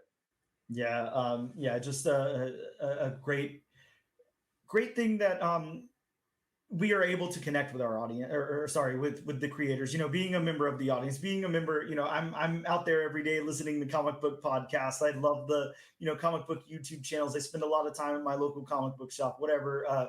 It's great to be able to talk about creators and say you've had a conversation with them, or say that you've heard a conversation about what they're into and everything. So really, really important in this community. And yeah, I can't thank you and all of the guests that I've had on enough for taking time out of y'all's day to do that. But yeah, who's the Shoemaker, man? Like, what can you tell us? Like, how much of it is a mystery to where you can't say anything, you got to keep it under wraps? How much of it is give us a snippet if you can. I don't know. Man, there's a lot I want to tell you, but there's so much that I'm afraid to ruin, But Yeah, I mean, yeah, that's really kind of it in the synopsis. He's this guy living in this this town, and he's all about making shoes, and he kind of has a simple life, and yeah, and then one day this weird stuff starts happening to him, and he's kind of, I guess the best way I describe him is just kind of like an everyman. He doesn't have really complex needs or wants, or and he's kind of not really like achieved his goals necessarily, but I mean, but he's kind of just very happy and content, and and that's kind of the thing. He has this one piece missing. He needs someone to kind of share this with, and maybe he's picking wrong. And so yeah, it gets a lot weirder from there. So yeah. So what's the plan for this book as far as I know this is obviously the first issue. It's being published here by Scout. Yeah. You were talking about a trade before, so it seems like you have a few issues planned at least. Yeah. So the whole book is it's pretty dang big. So issue 1, I think, is 32 pages. Mm-hmm. And then the full story is 9 issues worth, and that's going to be roughly 280 pages. Wow. And yeah, and so right now, what our plan is, I think, is to shortly, not super shortly, but a few months after issue 1 drops, I think we're going to collect it all in a trade, a few months later. So we'll get it to you guys pretty fast. So anyone who, likes those earlier issues, you'll be able to kind of just get to the whole meat of the story real quick. And, you won't have to keep waiting for every single consecutive issue. So we'll see. that might change, but I think that's what our plan is right now, is to collect them all sooner than later. Awesome. But yeah. Yeah, that's always a great thing. You know, the way that comics work, of course, you could correlate it a little, you know, a lot to like streaming or something. It's always really nice to have those cliffhangers and then have to wait the next month for an issue. It's frustrating, but sometimes it's great. You know, just builds up the anticipation and makes you want to read that next issue and look forward to it and everything. But at the same time, you know, we live in a binge society now. A lot of times you just want to sit down and read that entire thing in its whole run. It doesn't work for everything. I mean, I think, you know, sometimes things like that get lost on whatever the content is. If you take something like Lost, for instance, you know, the TV show. Yeah. Not really a great thing to just sit down and watch all at once, but week to week when that thing was coming out, it was wonderful. Oh yeah. You know, maybe looking back in retrospect, you know, didn't play out very well. They hooked us all. Yeah. But yeah, I think that this is going to be very cool, especially, you know, given that you have this dense world there and everything, and it's going to be very lived in. Us as the reading and viewing audience are really going to get an opportunity to see a lot of this. A lot of times when I'm speaking to creators and they're, you know, getting a project out there, it's usually a mini, it's usually a 4 issue type of thing or whatever. So that's really cool. You're able to get that many pages, you know, on one project. I think that Scout must have a lot of faith in you, and obviously, you know, that seems pretty warranted by everything I'm seeing so far. So, oh, thanks, man. Thank you. Yeah, looking really, really cool. So, how about when you're sitting there scripting, when you're writing? I know the process is very different. I assume the process is pretty different for somebody who is scripting and illustrating themselves versus somebody who's scripting and then sending it off to an artist. We talked to Tyler Crook about this a little bit because he was, you know, doing the Lonesome Hunters and now he's in volume 2 of that. So we talked quite a bit about his scripting and what he does, you know, to kind of make notes for himself or whatever when he's going back to illustrate and all of that. How's your process working doing it by yourself? How does that work for you? Yeah, I mean, I don't know. Well, so I imagine it's actually probably pretty similar to what he's doing, actually. But will you tell me kind of a little bit about what he said, if you can paraphrase or if you can remember what he said his process was like? Well, from what I remember, he had to keep them like very, very separate. He had to kind of like script almost like he was sending it to an artist, you know? Yeah. Make all these, you know, notes and everything and lay out the panels and then kind of send it to himself later, which I thought was really interesting. I assumed that it wouldn't really be like that, but I could see where you got to kind of separate it so you can focus on one versus the other at certain times. Absolutely. No, so that's totally what I do. I mean, it's kind of similar to like a screenplay sort of format, but like I was literally digging in and at least doing some kind of description for each panel. You know, and especially too when it's a bigger book like that, it's easy to kind of like just write dialogue and be like, oh, you know, I'll trust my future self to remember what to draw here. But like you go back after, you know, 100 pages of scripting, you're like, yeah, no, that I don't remember, you know. So yeah, like I mean, it really was kind of getting in there with a fine tooth comb and really figuring out exactly what I'm going to be showing. You know, like in putting that in words, so future me would know exactly how to translate that into thumbnails and then later, you know, the finished pages. But yeah, man, I mean, really, the one thing I didn't do for this book, that I probably will do for any time I script in the future is a hard outline first, because I mean, I was just making sure that I was, you know, scripting and getting words on the page, and I knew a general idea of what was happening. But I think if I had like a skeleton of an outline ahead of time, it would have made editing so much easier, and I think pacing as well, because after you do, you know, a couple hundred pages worth of scripting, everything becomes a blur inside your head and on the page, and there's only so much you can really plot out. And it was, dude, it was a nightmare, the early, edits and redrafts. And so that's something I'll probably change for all my future work. But yeah, I mean, it really was kind of going in and writing as if I was going to have to hand it off to somebody else, to just draw it. And yeah. Yeah.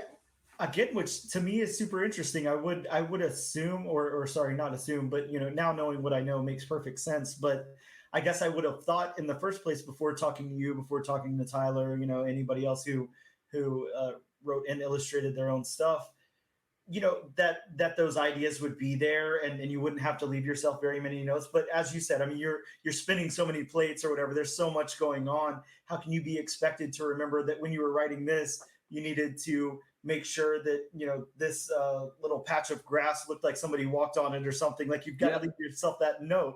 Exactly. That's exactly it. Yeah, totally. Because you'll forget stuff like that. Like, there's parts of, like, without spoiling too much, there's a part towards the end where a character has like a bandage on his arm, and I had to constantly keep doing mental, or like written notes for myself, like, remember to include the bandage, and even with that, when I was actually drawing the final pages, I would have to go back in with white ink because I forgot to draw the freaking bandage, and just totally, edit that stuff. But yeah, you get the tunnel vision while you're working on it. It's hard to remember all those little nuances and everything. Yeah, and that has to be a lot to have on your plate there. Writing and illustrating, I can seriously only imagine. Again, like, I've dabbled in writing. I have a couple of scripts that I keep to myself or whatever. But just the amount of work that gets put into that, and then thinking, all right, now I'm going to go back and illustrate this thing. Now I'm going to edit. Now I'm going to you're coloring yourself as well. So coloring, and it's just a huge process. That's a big task to go through. Was there ever any time where you started writing and you thought, I'd love to share this with somebody else. I'd love to have somebody, take on the other half of this and illustrate some of it. I know a couple of weeks ago, Bob and I, my co-host, we reviewed the Alice Never After book that came out from Boom that Dan Panosian did. And Dan Panosian scripted the book, and he illustrated all of the scenes where Alice was in the real world, and then had another artist come on and illustrate all the stuff in Wonderland. So that's so cool. Yeah, it had this really cool tone to it. And of course, Dan Panosian, amazing artist already.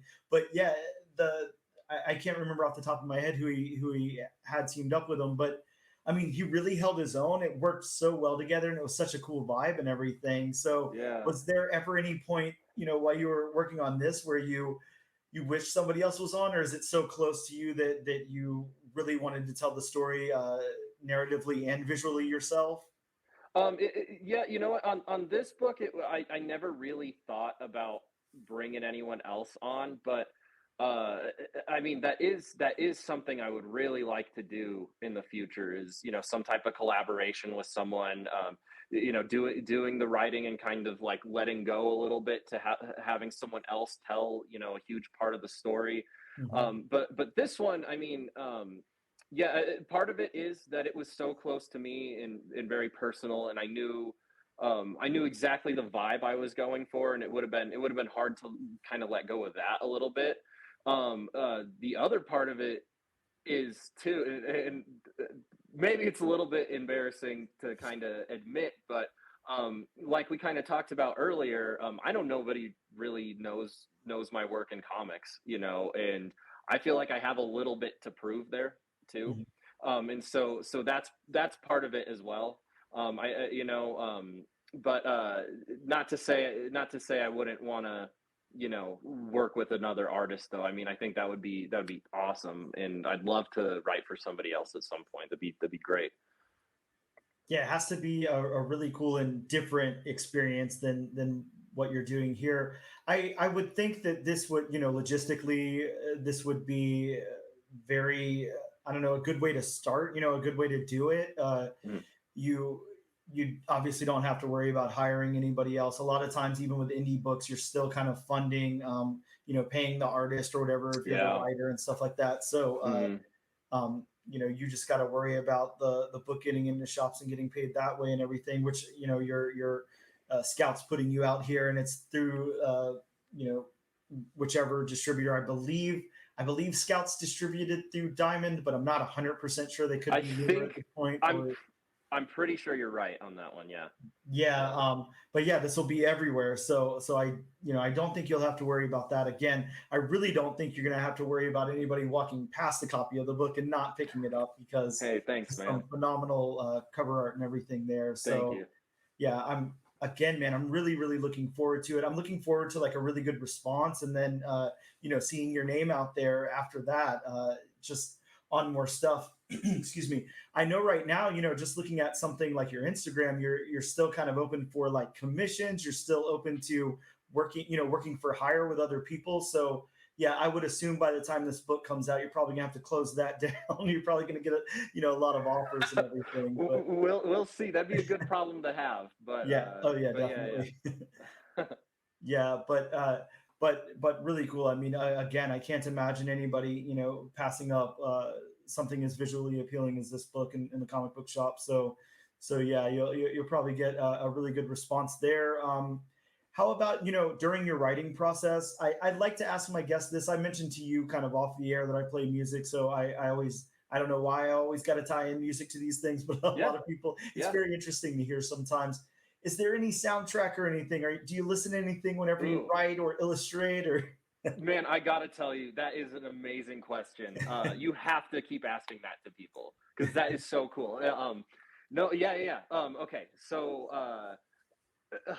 the first thing that comes to mind for me is I guess this isn't 100% music, but it's so freaking nerdy.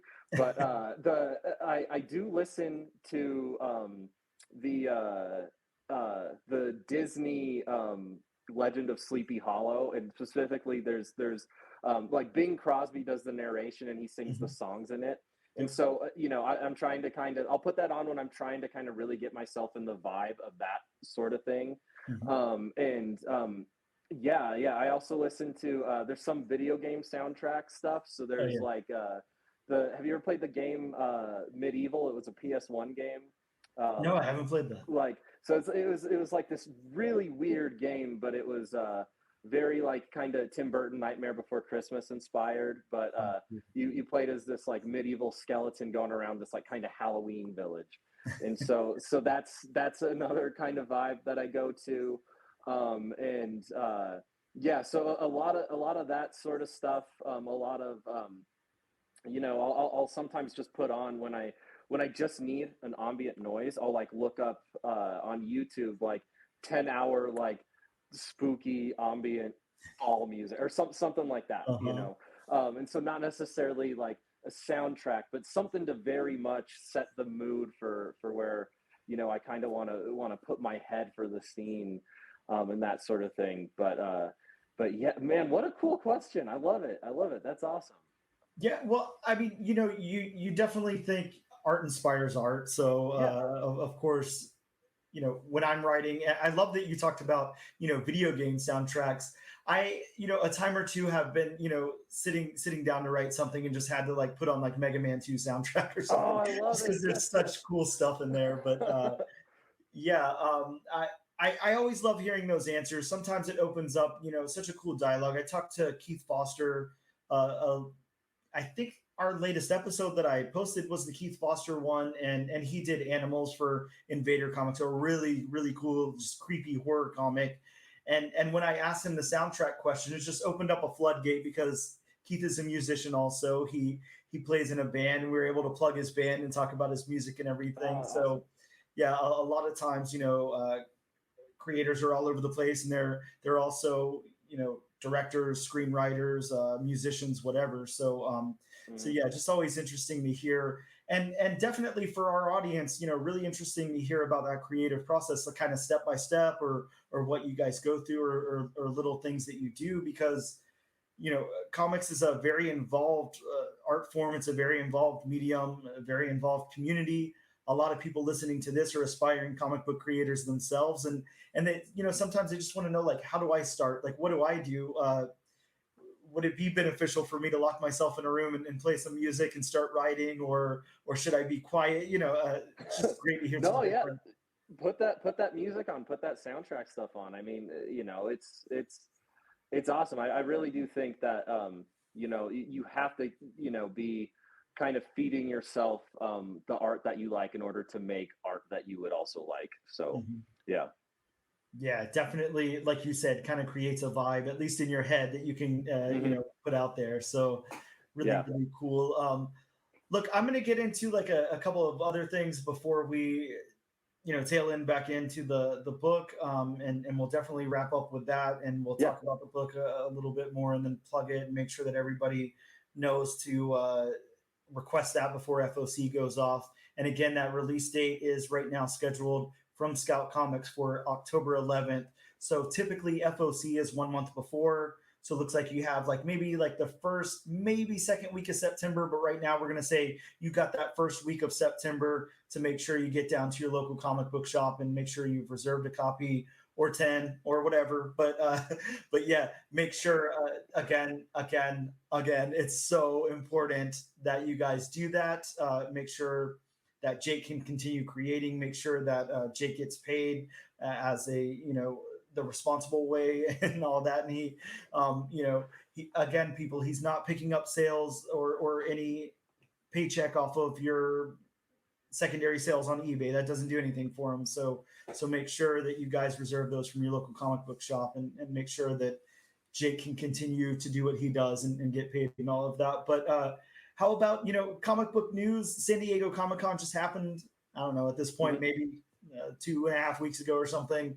Was there any news at San Diego Comic-Con that blew you away this year? It was very comic book related. It was very different than the past few, of what it's become, where it's a big TV and movie thing. So yeah, I really, we had announcement of new Punisher. We had, there was all kind of comic book stuff. So anything there kind of blow your way or you're looking forward to? You know what, man?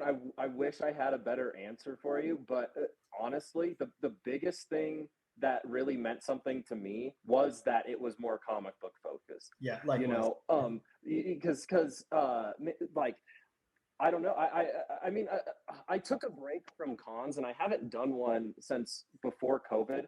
But I was taking a break anyway, specifically to work on this book, and I kind of just told myself, like, all right, stop doing all the prints, stop doing whatever, do what you really want to do, focus on that, and then kind of hit it again once you have your book together and do all that. But part of the reason why I stepped away from that was because, I was doing at the time it was called Denver Comic-Con, and I think it's called like Pop Culture Con or something now.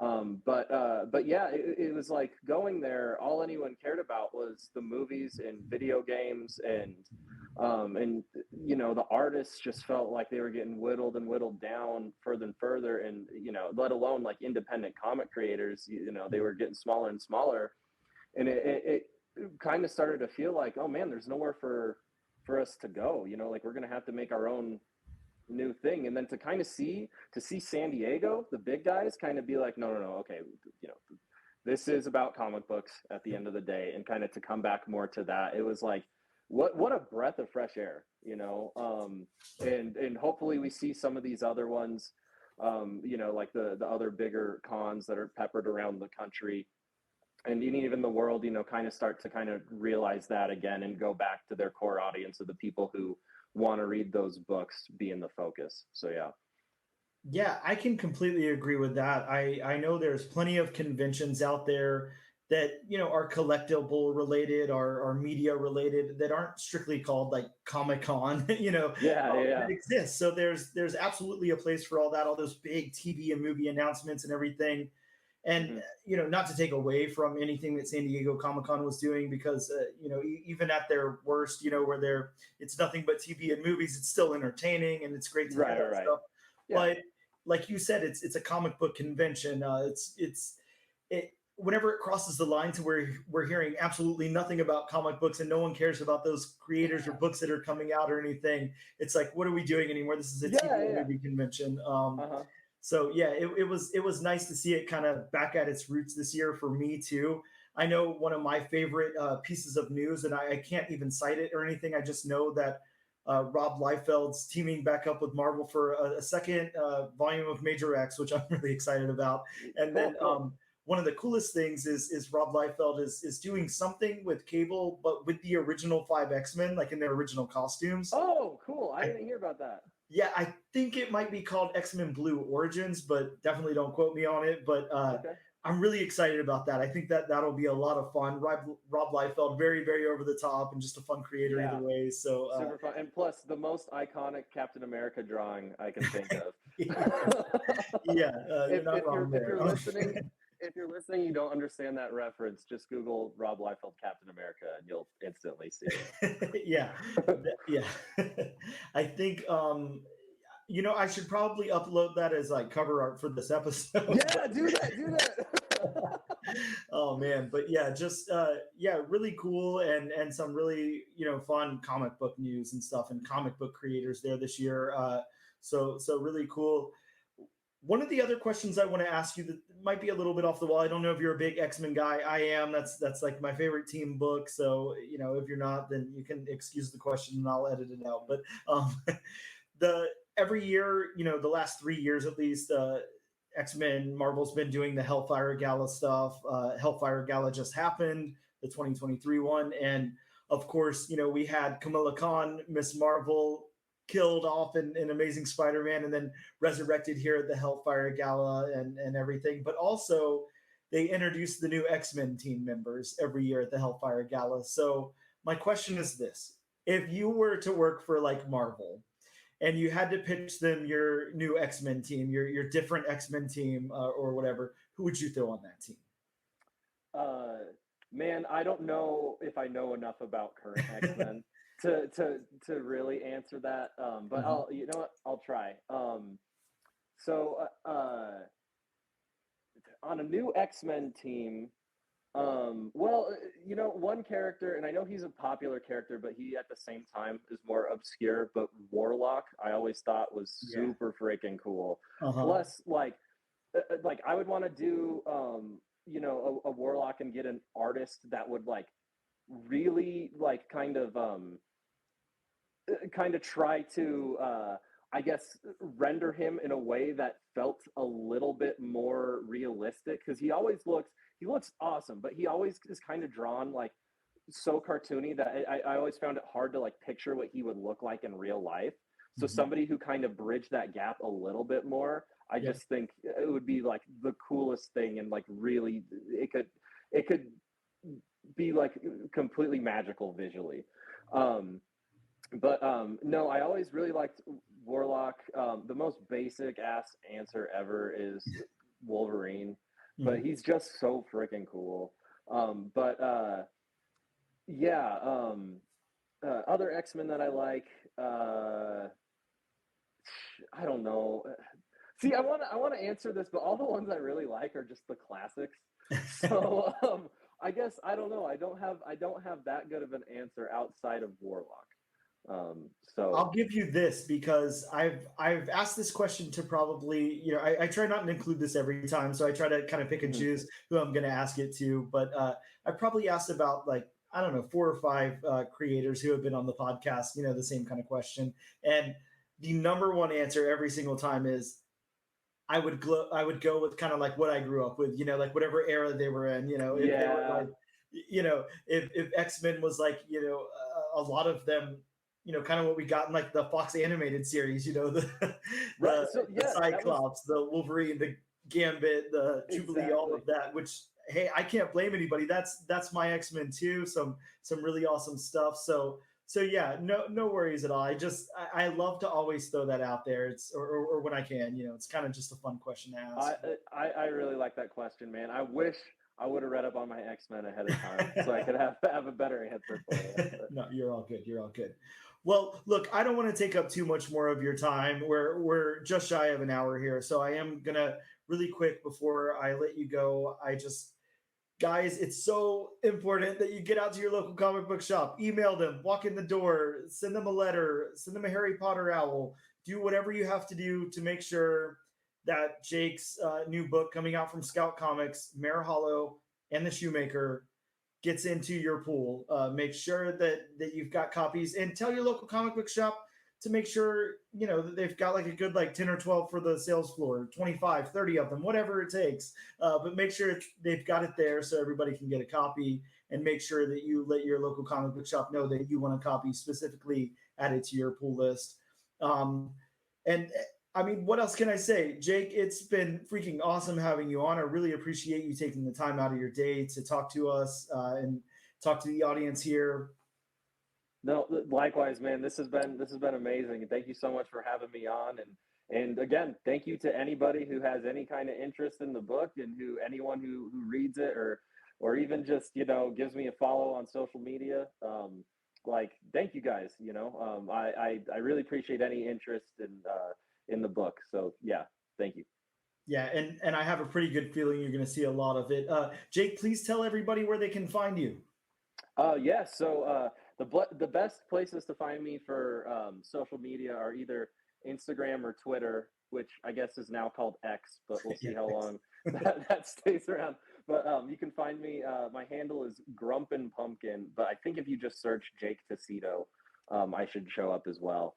But yeah, otherwise, look for Marehallow in October on shelves and hopefully online as well.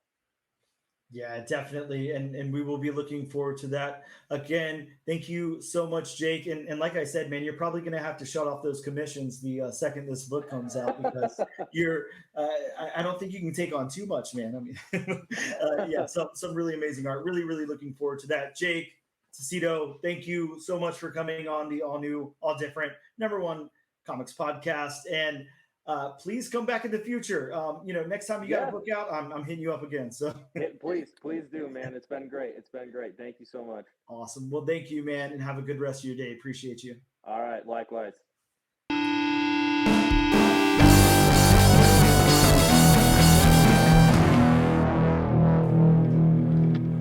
And we are back. Hey, thanks for sticking around and checking out that really cool Creator Spotlight interview that we just put up in between the episode. We appreciate it. Make sure you guys order that book on your FOC as well.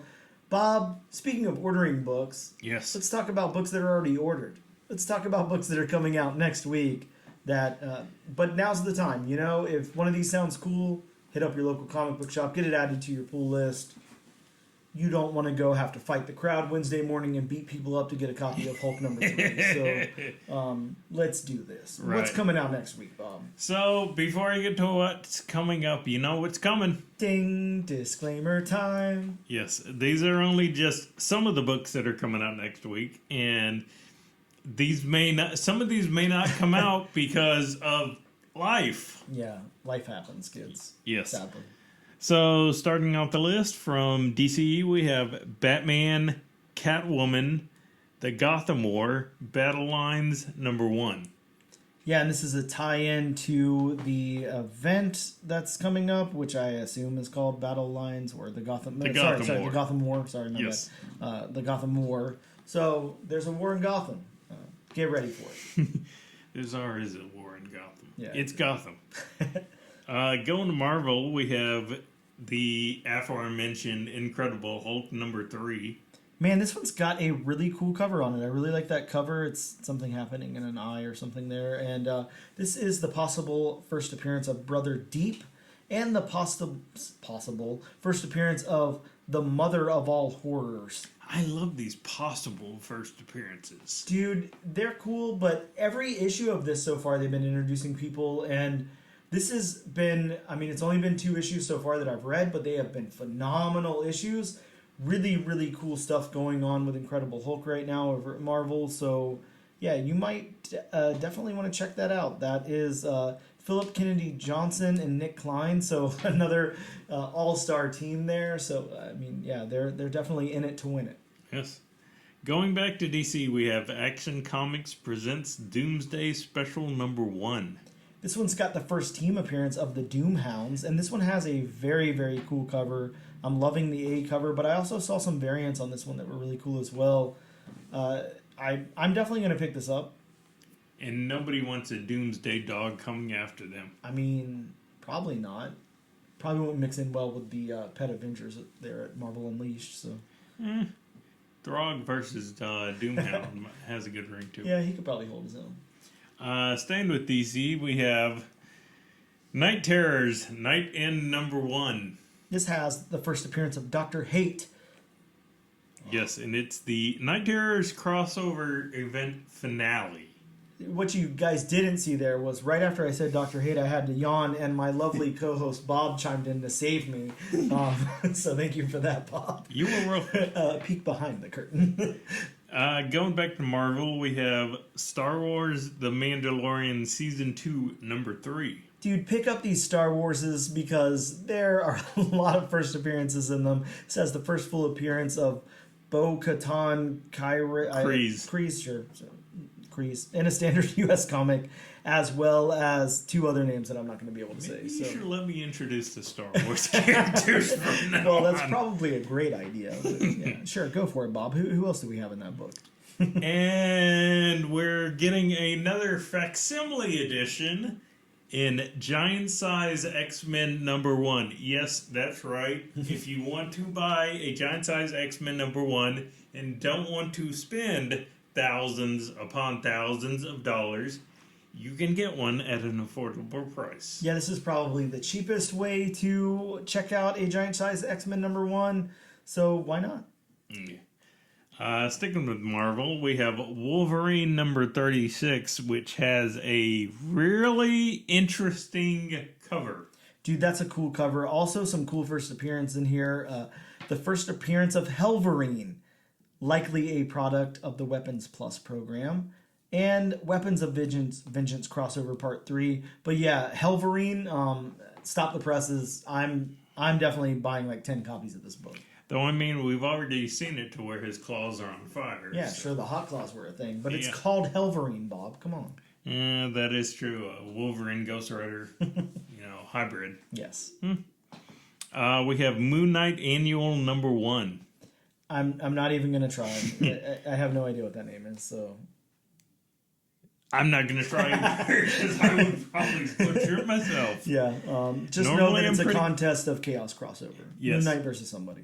Now, Dan, I'm going to have you help me with this character's name because I'm not really familiar with a lot of DC characters, especially Green Lantern characters. Yeah, man, this is Gnort. Gnort. So is it Gnort or Nort? No, man, you got that little tiny bit of a G in there, but it's not silent, but it's there. I don't know. It's Gnort. Okay. And it's Gnort's Illustrated Swimsuit Edition. Look, this is fun. There's a lot of variants for this one. I don't know. Check it out. Going back to Marvel, we have Marvel Age #1000. Yeah, this is an anthology of stories based on the classic eras of Marvel characters, and it does include a Marvel value stamp. So we are back to the value stamp. I was going to say, when is the last time we've had a Marvel value stamp? I can't think of the last time, but I do know, I want to say about 2018, 2017, they did introduce a huge oversized Marvel stamp book. Mm-hmm. But I think the stamps were sold separately, not in the comics, from what I remember. And, because collectors being what they are now, I mean, a Marvel stamp doesn't mean what it did before. No one's clipping those. So I was going to say, just do yourself a favor. Yeah. Do not cut the stamp out of your whatever comic. you do, don't clip that stamp. Keep it in there. But yeah, Bob, I think I know we're wrapping up and everything, but I do want to ask you, how do you feel about comic gimmicks? Because we're talking about foil covers where we obviously haven't talked about die cut or anything like that, but value stamps, all of that stuff. Like, are you a fan of these things? Do you think they cheapen the hobby? Like, what are your thoughts? I'm a fan to a certain extent. Mm-hmm. I just think that companies may be going a little overboard. Mm-hmm. Just doing all these gimmicks. It's kind of like, maybe stick to one thing. I really love the gimmicks. I like them a lot, but I will say this, and you know me, I read a lot of indie comics and stuff like that. I don't like when the indie books do it. I like it better when it's the big two, or maybe an Image book or something. I'm not buying like a hollow foil, like Whatnot publishing book or something like that. Right. That just seems like a waste of money, and it's never going to retain any value or anything. These are like those really cheap things that people do just to flip a book like instantly, kind of like if you're familiar with the do you poo thing, you know what that is? Yes. To me, that's just like the cheapest like nonsense ever. Like no one's would they recreate covers with that's all Winnie they're the doing. Pooh? It's for a cover. It's not a sequential story. Like there's no. I think it's all just one comic. There's not separate issues, and there's just a billion different variant covers for it. But like it's stupid. You know, no one's cracking those open and reading them. They're just getting it because of the rarity of it and then flipping it and everything. Like so, I don't like stuff like that. But give me like a wraparound or a hollow foil like X-Men cover or something. Like, yeah, I'm all about it. You know, bring back value stamps, sure. And I mean, isn't it kind of counterproductive being an independent comic creator and doing a gimmick? I mean, you would think, but I guess I see don't you want to kind of separate yourself from the big two? Yeah, absolutely. You would think. So. So I don't know. An interesting tangent to get in, but yeah, I see the pros and cons definitely. But I've got my opinions, just like Bob does. So, well, with that being said, let's go ahead over to our wheelofnames.com and see which book it's going to land on. We're just between two this week, Bob. We've got Miss Marvel New Mutant. So, of course, very, very excited about that. Really anticipating that book that's co-written by Iman Vellani, I believe is her name. So the actress or the actor who plays the character.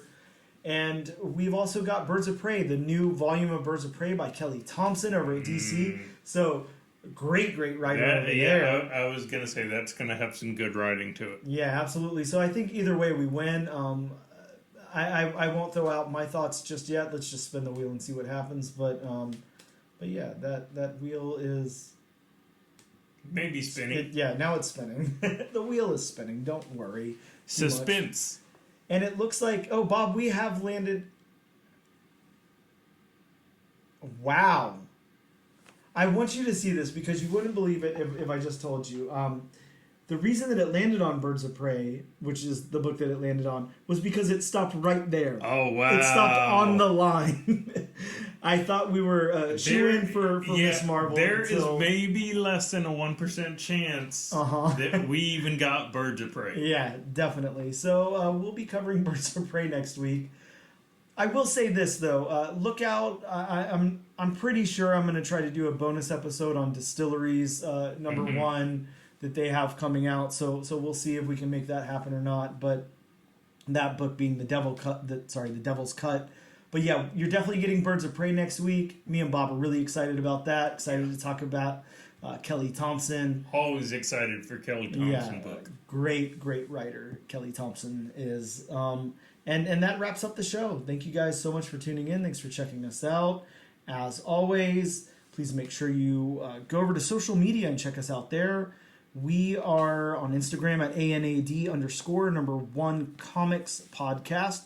You can check us out on Twitter or X or whatever the hell that's called at ANADNO Comic Pod. We're also on TikTok at ANAD1 Comics Pod. And we're on YouTube under the Comic Book Channel. This and every single week, we like to give away a copy of the book that we covered. And look, I actually would hate to give away my copy of Marvel Unleashed. So you're going to have to fight for it this time. If you really, really want a copy, I want to see some hashtags on social media. All you got to do is use the hashtag AllNewAllDifferentNation. But this is not a book that I'm looking forward to giving away. So we'll have to see how that goes. And if you forget to do it or you don't want to, then better for me. Thank you guys so much, and we'll see you next week.